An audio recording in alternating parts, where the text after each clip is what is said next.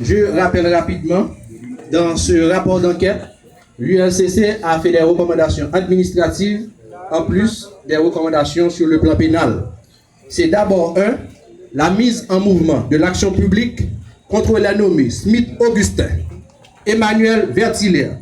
et Louis-Gérald Gilles pour abus de fonction, versement de pots de vin et corruption passive, ce conformément aux dispositions des articles 5.5 et 5.6 et 11 de la loi du 12 mars 2014 portant prévention et répression de la corruption. La mise en branle de l'action publique contre le nommé Raoul Pascal Pierre-Louis pour entrave au bon fonctionnement de la justice et abus de fonction, versement de pots de vin,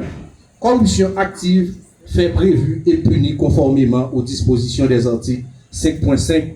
14, 21 de la loi du 12 mars 2014 portant prévention et répression de la corruption.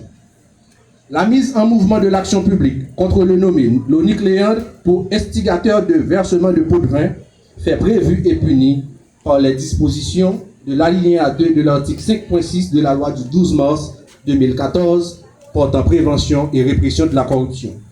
La demande d'extradition du nommé Raoul Pascal Pierre-Louis par l'autorité judiciaire compétente pour répondre de ces faits, ce conformément aux dispositions des articles 14 de la Convention interaméricaine contre la corruption, 43 et 44 et suivants de la Convention des Nations Unies contre la corruption, du traité d'extradition entre Haïti